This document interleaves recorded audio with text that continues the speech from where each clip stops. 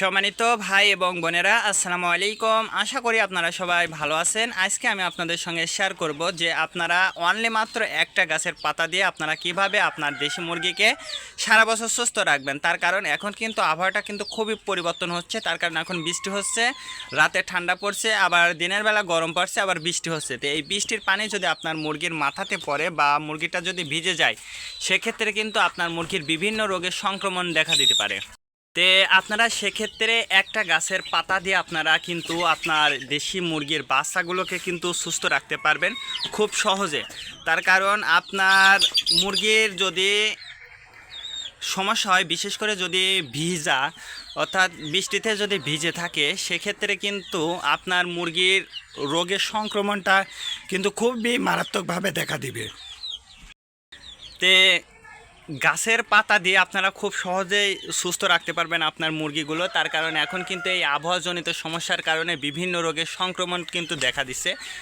আর বিশেষ করে যদি আপনার খামারে যদি আপনারা সুস্থ রাখার জন্য ওষুধ না ব্যবহার করে যদি আপনারা পাতা ব্যবহার করেন, সেক্ষেত্রেও কিন্তু আপনার মুরগির বাচ্চাগুলোকে কিন্তু আপনারা খুব ভালো এবং সুস্থ রাখতে পারবেন। তার কারণ গাছের পাতা দিয়ে যদি আপনি চিকিৎসা করেন, সেক্ষেত্রে কিন্তু আপনার একটা টাকাও কিন্তু খরচ হচ্ছে না। আর আপনার যদি টাকা খরচ না হয়, সেক্ষেত্রে কিন্তু আপনার লাভ অংশটা কিন্তু বৃদ্ধি পাবে। বিশেষ করে আপনারা যারা খাঁচাতে মুরগিটা লালন পালন করেন, তাদের কিন্তু খরচটা কিন্তু অনেক বেশি হবে। তার কারণ খরচটা যদি যত কমায় রাখতে পারবেন, ততটাই কিন্তু আপনার লাভ অংশটা কিন্তু বৃদ্ধি পাবে।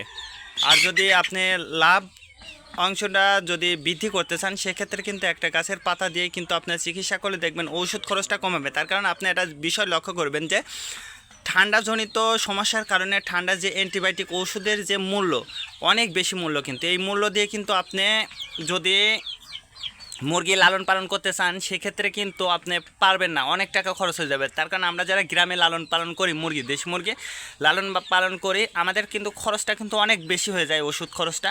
তে যে যত ওষুধ খরচটা কমাইতে পারবে, বিশেষ করে যারা খাঁচাতে মুরগিটা পালন করে, তাদের কিন্তু ওষুধ খরচটা একটু বেশি লাগে। তার কারণ আপনি যদি ছেড়ে দিয়ে মুরগিটা লালন পালন করতে পারেন, সেক্ষেত্রে কিন্তু আপনার মুরগির রোগ প্রতিরোধ ক্ষমতাটা কিন্তু বৃদ্ধি পাবে। তার কারণে সারাদিন কিন্তু তাদের ইচ্ছা মতো স্বাধীন মতো রোগ প্রতিরোধ ক্ষমতার জন্য এই যে গাছের পাতাগুলো কিন্তু তারা খুঁটে খুঁটে খেয়ে আগাগুলো খায় কিন্তু।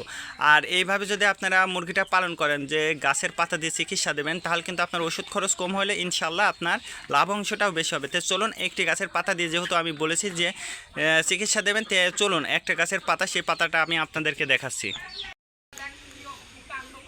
তো আপনাদেরকে আমি দেখাতে চেয়েছি যে একটা গাছের পাতা, তো এটাই সেই একটা গাছের পাতা। আর এই পাতা দিয়ে কিন্তু আপনারা খুব সহজে আপনার দেশি মুরগি এবং মুরগির বাচ্চা, বিশেষ করে বাচ্চাকে যদি এটা রস করে খান, সেক্ষেত্রে কিন্তু আপনার মুরগির বাচ্চাগুলো সারা বছর সুস্থ থাকবে।